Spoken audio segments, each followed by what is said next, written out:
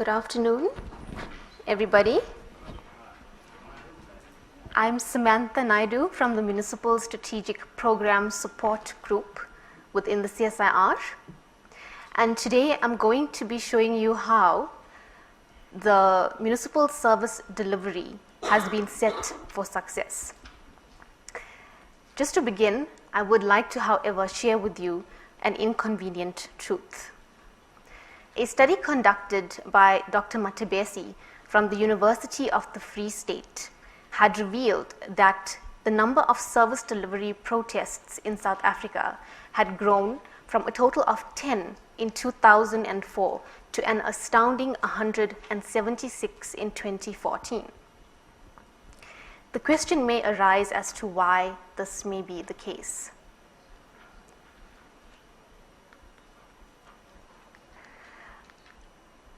What most of us may already be well aware of is that local government has a clear electoral mandate to deliver on priority areas, including the 5 national key priority areas, such as basic service delivery. However, what most of us may also be well aware of is that local government faces a number of challenges which cut across government sectors. These include aged and insufficient infrastructure, poor financial management and a lack of funding allocation, inefficient water resource management, as well as a lack of internal capacity building and skills transfer.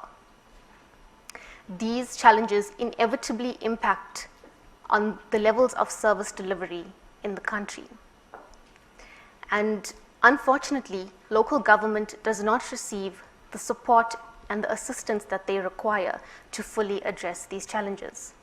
However, today, I'm going to show you how the CSIR provides local government with scientific, engineering, and technological solutions, which we refer to as set solutions, that assist them in addressing specific challenges. In line with this, my talk today will include a brief explanation on why we are suited to play this particular role, how exactly it is that we go about identifying and applying these set solutions, and thereafter I'm going to dive straight into providing you with real-life examples of the implementation of these solutions at ground level. Firstly, the CSIR is well placed to perform this very important function, and to perform it well for 2 main reasons. We understand local government challenges at municipal systems level through close and constant interaction with municipalities. And secondly, we are able to develop and execute integrated solutions by firstly identifying and thereafter eliciting the required technical competence from various units within the CSIR, as well as external service providers and collaborators. So how exactly do we go about identifying and thereafter applying these solutions? Well, we've developed a very simple yet effective 3-phased methodology for this purpose. Phase 1 of the methodology, if you could just refer to the slide. Sorry about that. Is the recognition and categorization of challenges being faced by local government. And this is done through close and constant interaction between the CSIR and local government. At the very outset, the CSIR applies business intelligence techniques to extract the relevant information regarding challenges and the needs of municipalities. This is done by referring to published documentation such as the Integrated Development Plan, as well as the Sustainable Development Framework of municipalities. Thereafter, this information is considered against the mandate of local government and linkages are identified. The data is drawn together and is used as a basis for discussions with municipalities at both one-on-one meetings as well as workshops organized by the CSIR. At these meetings, the CSIR then confirm the findings of the desktop study conducted, and more importantly, we aim to fully understand the needs of the municipality. At this point, I think it's important that I mention that we do not offer local government blanket services, as we understand that that can be likened to offering oranges when municipalities actually require apples. Okay? So instead, we strive to fully and completely understand the needs of municipalities.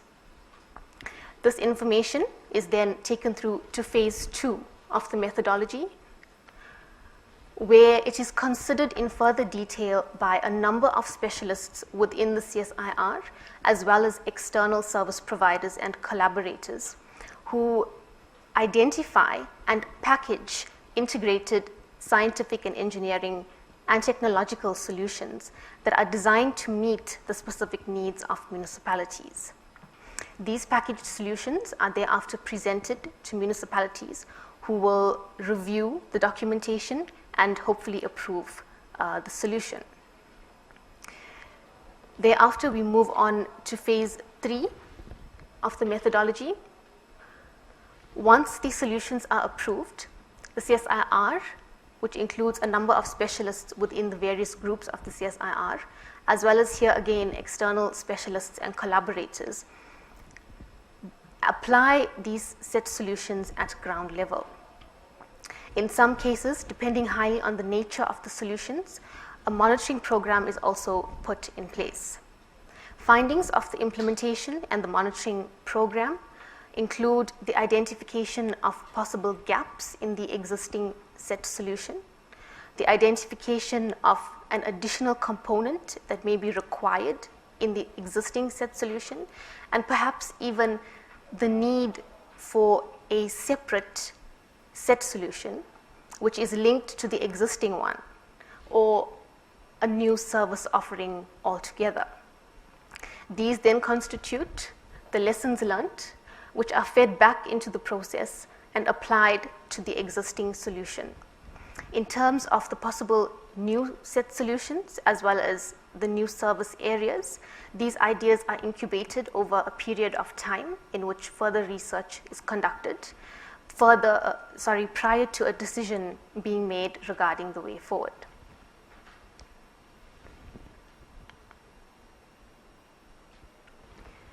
So now I will provide you with some illustrative examples of how we go about applying these set solutions at ground level. These examples are set solutions that were provided to municipalities in the form of water-related projects and have been presented to the City of eThekwini and the eThekwini Metropolitan Municipalities within KwaZulu-Natal, as well as the Capricorn District Municipality within Limpopo. The aim of these projects were to assist municipalities to effectively plan and manage their water resources, as well as the wastewater within their jurisdictions. Furthermore, where possible, the CSIR made efforts to assist the municipality to develop their in-house capacity and skills.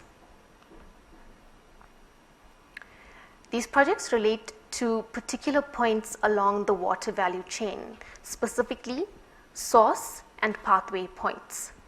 A potential future project to be conducted will be a wastewater reuse project, which relates to the receptor point of the water value chain.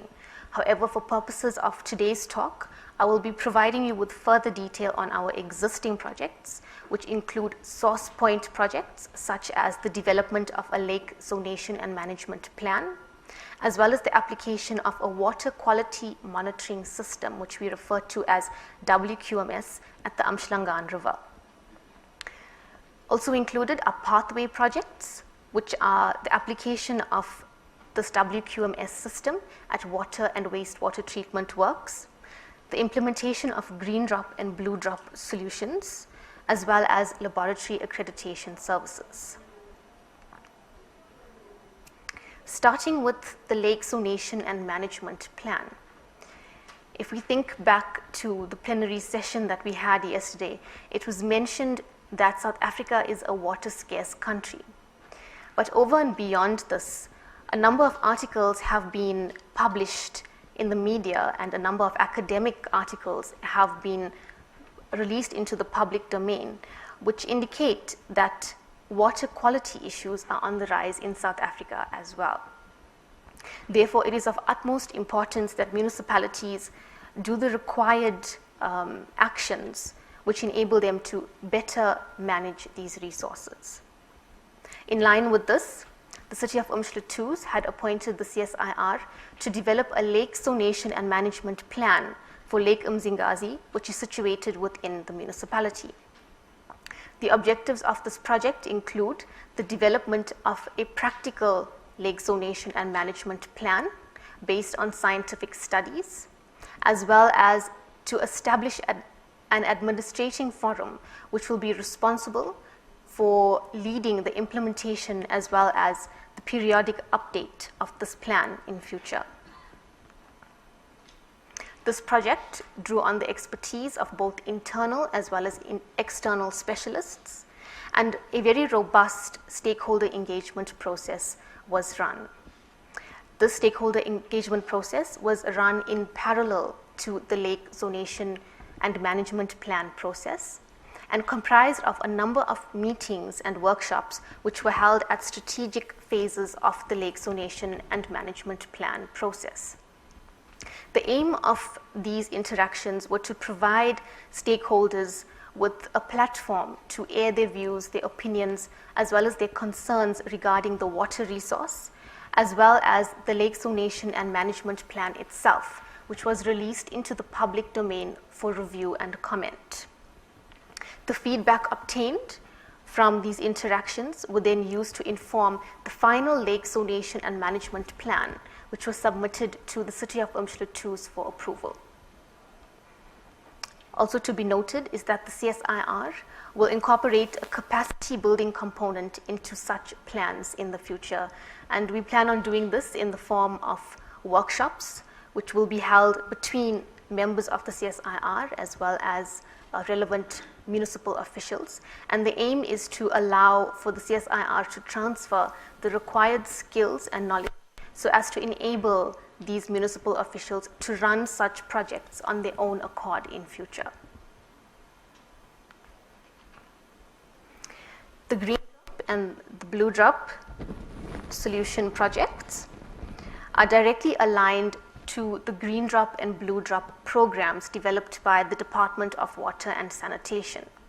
These programs are incentive-based programs which were designed to encourage municipalities to better manage and plan their water and wastewater. The CSIR has implemented the Blue Drop project at the Capricorn District Municipality and has applied green drop solutions at both the Capricorn District Municipality as well as the City of Umhlutuz. As part of this project, scientific analysis is conducted with the aim of either maintaining or improving the blue drop and green drop scores of municipalities, and thereby effectively help them to manage their wastewater and water resources. In line with that aim, I would just like to mention that some of the deliverables of this project talk to that specific aim and include monthly water quality presentations based on scientific analysis, quarterly site assessments, which are followed by quarterly site assessment reports, which highlight the findings and observations of the on-site inspections, as well as an annual report, which highlights the findings and observations of both the water quality as well as the inspection component of the project throughout the entire year. The record keeping and documentation control component is also a very integral part of these projects. The CSIR water quality and sustainability specialists actually undertake the technical components of these projects, and we plan to use the lessons learned to design and apply predictive modeling so as to inform the operations and even perhaps the engineering design of water and wastewater treatment works in future. in furtherance to the growing issue of water quality deterioration in South Africa, we have manufactured a water quality monitoring system, which I've previously mentioned and is shown on the slide. These have been installed at water treatment works in the city of Umhlutuz, as well as wastewater treatment works within both the city of Umhlutuz and Capricorn District Municipality. Furthermore, it has been placed at a strategic location along the Amshlangan River, which is situated within the eThekwini Metropolitan Municipality. This is actually what I consider an amazing piece of equipment, and it operates such that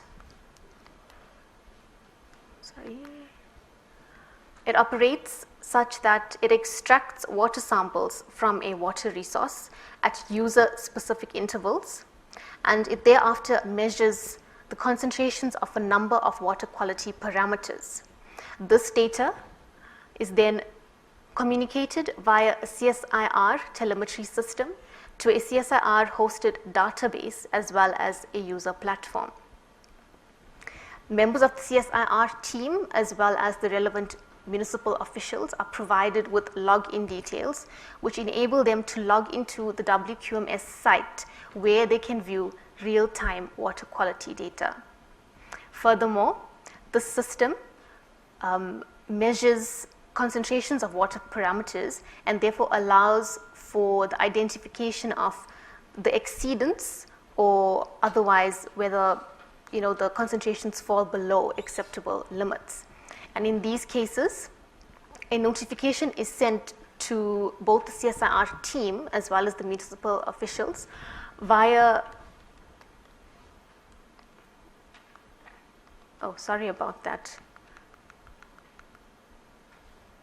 via both SMS as well as email, so that the required actions can be taken immediately.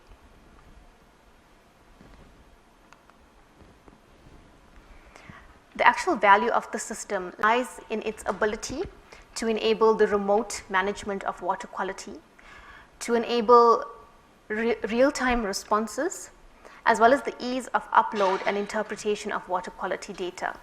It further allows for the implementation of a holistic management approach. Also to be noted is that the feasibility as well as the value of developing algorithms are currently being investigated as part of the City of Umhlutuz project. Algorithms, once developed or if developed, can be used to determine the concentrations of water quality parameters that are not currently measured by the WQMS system.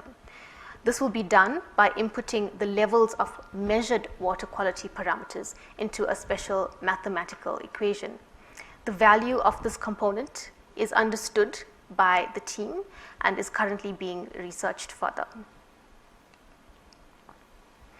Going forward, we propose that these WQMS units be installed at strategic points along the entire water value chain of municipalities. And we see that the possible benefits of this would be that it would allow the CSIR to identify potential pollution sources, to recommend appropriate location-specific management measures, and to confirm predicted impacts as well as the effectiveness of applied measures.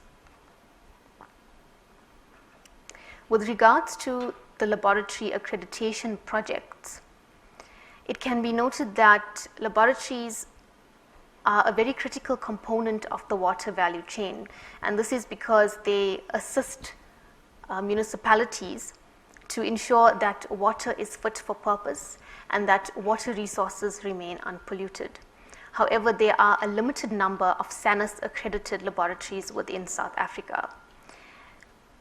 In accordance with this, the CSIR was appointed by both the City of Umhlutuz as well as the Capricorn District Municipality to assist them to prepare their laboratories for SANUS accreditation audits. And this was done by our laboratory accreditation system specialists applying their existing knowledge on ISO 17025. This project involves facilitating the implementation of methods that ensure the accuracy and reliability of laboratory analysis, as well as compliance with standard requirements and procedures.